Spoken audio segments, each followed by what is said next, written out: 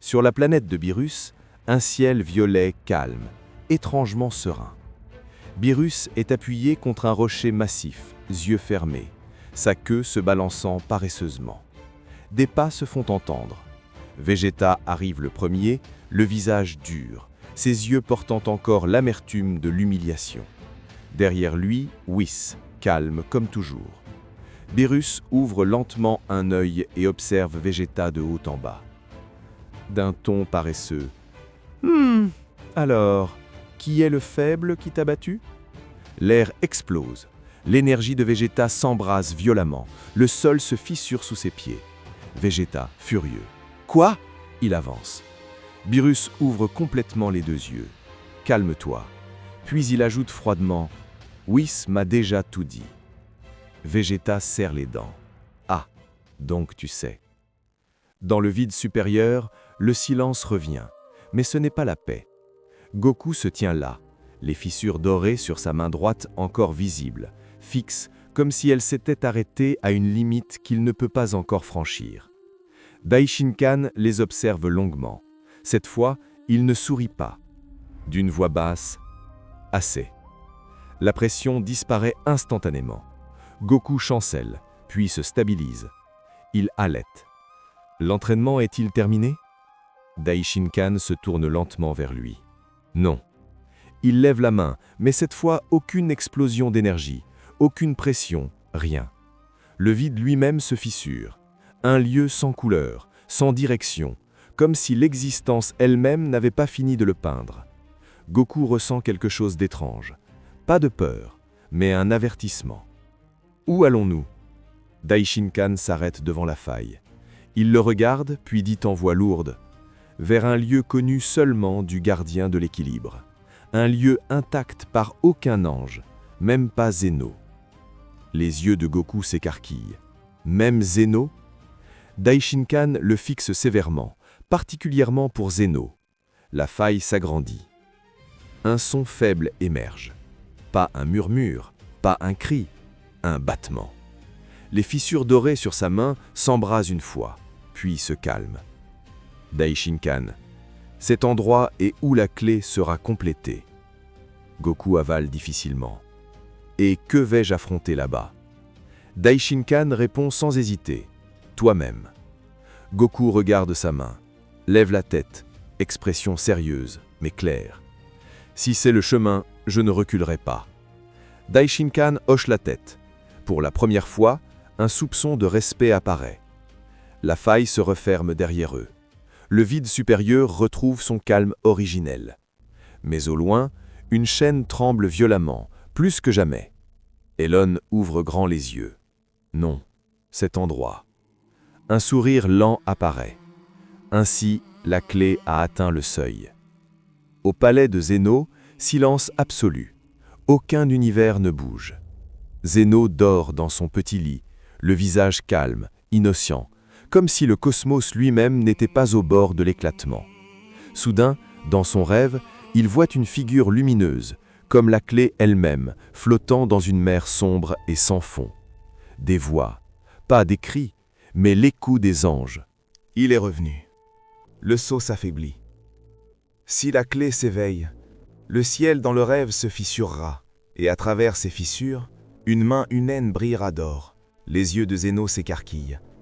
Il se redresse brusquement, surpris, la voix tremblante. Il regarde autour de lui, mais son cœur bat avec une force inconnue. Ce rêve, ce n'était pas un simple jeu.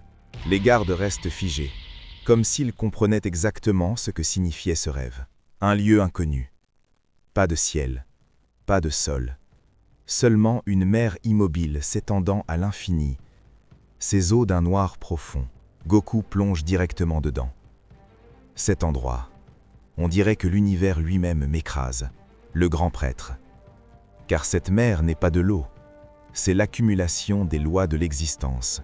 Soudain, des chaînes surgissent des profondeurs de la mer. Son corps est tiré vers le bas avec une force terrifiante. Ce ne sont pas des chaînes métalliques, des chaînes de lumière sombre gravées de symboles anciens. Elles s'enroulent autour de ses bras, de ses jambes et de sa poitrine. Puis elle tire, Goku hurle. La douleur n'est pas seulement dans son corps, mais dans ses os, dans son âme, dans son propre pouls. Les fissures dorées sur sa main s'embrassent violemment. Puis elles commencent à se répandre lentement. Les fissures dorées s'étendent encore plus loin et commencent à s'harmoniser avec son corps. Le grand prêtre dit « Maintenant, j'augmente la force. » Il lève un doigt. La pression double. Goku sent son corps comme écrasé de l'intérieur. Des souvenirs défilent. Sa planète, la Terre, son peuple, leurs rires, leurs larmes. Goku serre les dents. « Je ne me laisserai pas aller. » Les chaînes se resserrent davantage. Goku ouvre les yeux. Quelque chose change. Au lieu de hurler, il commence à respirer. Il lève la tête malgré les chaînes. « Je suis toujours là. » Le grand prêtre esquisse un léger sourire. Dangereux. Bien. C'est le seuil. Soudain, les chaînes tirent une dernière fois, plus violemment que tout ce qui a été auparavant. L'eau tremble. La mer entière frissonne. Dans un endroit lointain, un des seaux se fissure légèrement. Alon ouvre brusquement les yeux. Cette douleur. Elle ouvre la porte. Goku, encore lié, sous une pression écrasante. Mais maintenant ses yeux sont calmes. Grand prêtre, tu as enduré. Mais l'entraînement n'est pas encore terminé. Goku reste lié dans les profondeurs de la mer. Son corps en agonie, mais sa volonté ne plie plus. De retour sur la planète de Beerus, Whis observe Vegeta en silence. Beerus. Ah, c'est là que Vegeta bascule. Whis, avec un calme inhabituel, le conduit vers un endroit où ce n'est pas seulement le corps qui s'entraîne. Whis tapote légèrement son bâton. Transition instantanée. Un lieu au-delà de la sensation. Pas de ciel, pas de sol clair, seulement l'espace et des sabliers se déplaçant au ralenti, de manière surnaturelle. Vegeta fait un pas. Le temps s'arrête autour de lui. Pas figé, mais lourd. Chaque seconde semble durer des minutes. Whis reste debout normalement, comme si le temps lui-même ne le touchait pas. Vegeta. Ceci n'est pas une dimension de combat. C'est un endroit où le temps est plus ancien que toi. Vegeta tente de serrer le poing. Ses muscles répondent avec une lenteur douloureuse. Vegeta. Colère réprimée. À quoi ça sert? Ici, la colère ne te rend pas plus rapide. Un seul pas lui coûte l'effort d'un combat entier. Whis fait un pas. Pour lui, c'est naturel. Pour Vegeta, c'est incompréhensible. Vegeta lève immédiatement la main. Vegeta, vas-tu me combattre? Non. Une pause, puis calmement, je vais te montrer la différence. Il disparaît. Pas à cause de la vitesse, comme si Whis avait quitté le moment lui-même. Vegeta ressent quelque chose derrière lui, une légère frappe dans le dos. Son corps est projeté vers l'avant, mais la chute est lente, humiliante. Vegeta se retourne, en rage, et tente d'attaquer. Puis il remarque quelque chose de terrifiant. Son poing n'a pas encore touché sa cible, sa main est encore en mouvement. Whis se tient devant lui.